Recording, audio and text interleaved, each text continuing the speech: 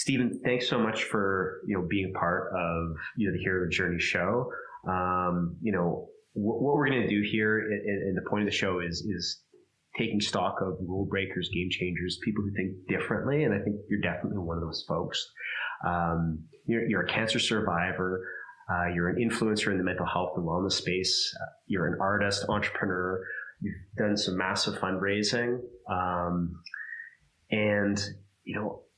We're talking about art and we're talking about creativity and like what it means to be an artist.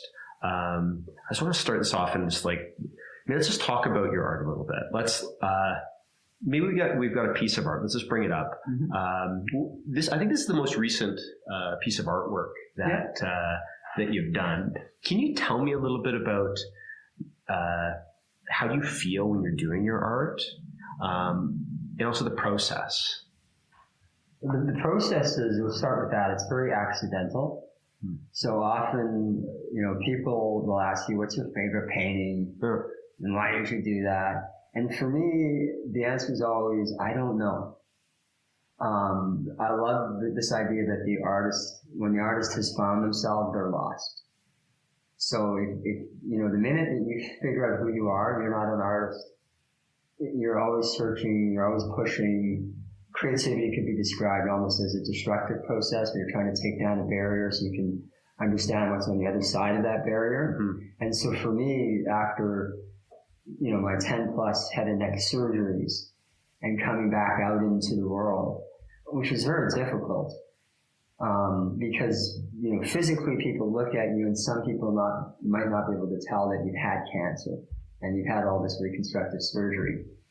But for me, I can feel it, not only physically, like right now as I sit here, it feels like someone's choking me. There's this tight, 5-inch rubber band around my neck. That will never go away, except when I make my art. Art's almost like medicine. Your mind wanders and you don't feel that pain. So there was the physical aspects of my cancer. And then there was also this identity that happened. Mm-hmm. When they, do the surgery, the 14-hour original surgery where they literally cut through your jaw, around your neck, peel your face off, break your jaw, swing your face open. Mm.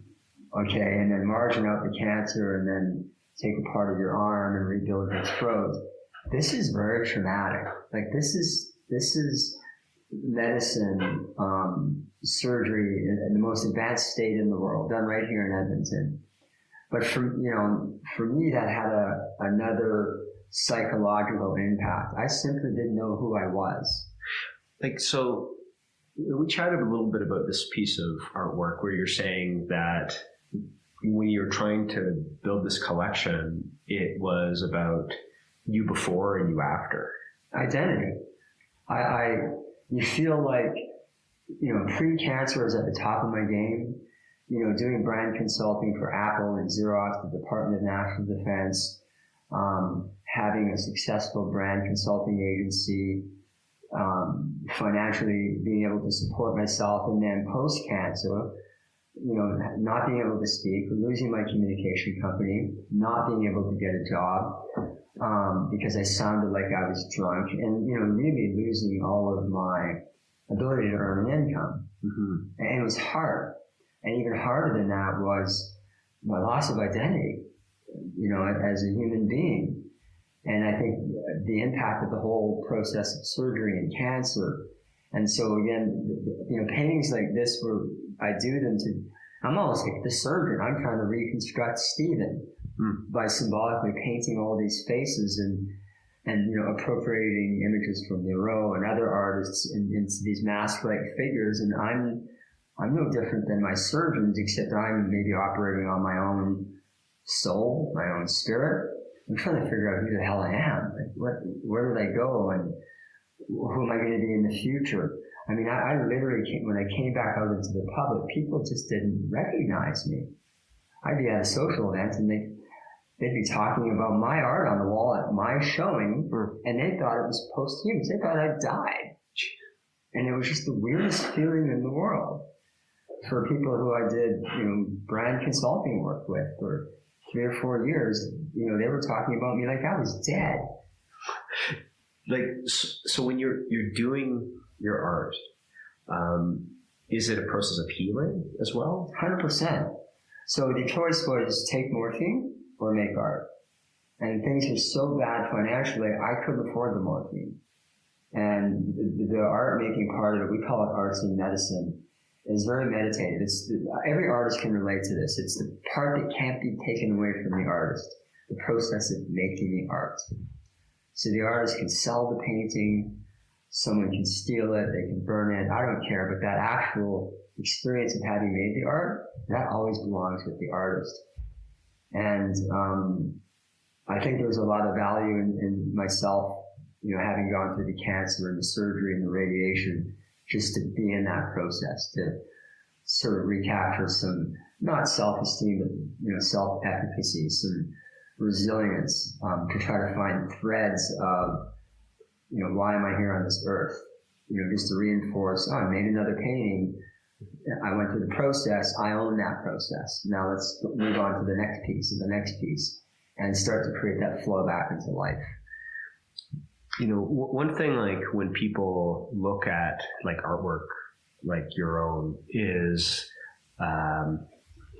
that's something that I could never do, right? Like that takes a creative mindset. It's all about somebody who's born with a gift, and then like the average person like me, I'm thinking like I enjoy drawing. Like me and my daughter like fool around with it. We love painting, but that's not like like it's not something that we can make that's beautiful like that. Is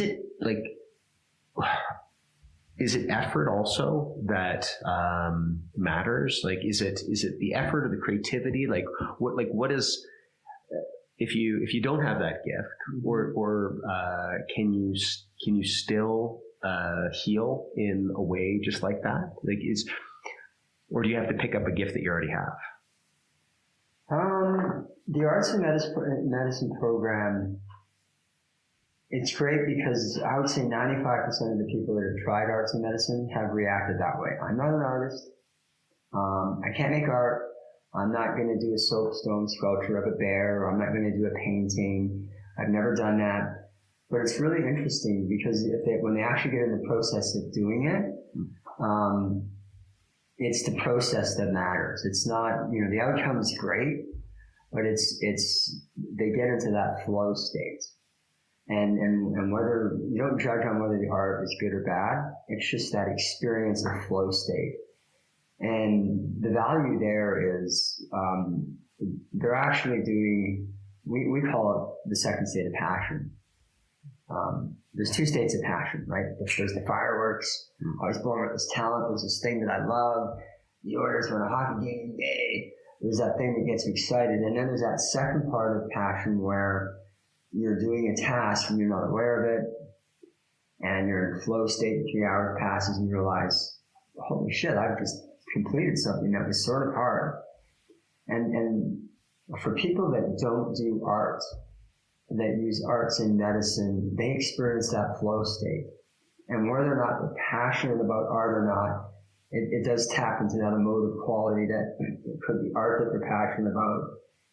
They're just all of a sudden aware that there's something in them that matters. And that process of making the art brought them to that level. Yeah. So it's not, you don't have to be born an artist. But when we're little and we're in kindergarten and we're dragging the brush, think about this. And on that piece of paper, when we do the painting of the house and the mom and the dad or the dog or the happy picture, when we drag that thing through the mud, and we run home and we show our mom and dad, if we're lucky to have a mom and dad, and they put it on the fridge, and there's that joy where they say, oh, it's beautiful. We never lose that experience. We carry that through our entire life of having made something. And then all of a sudden we grow up and we lose that. Yeah. That's sad.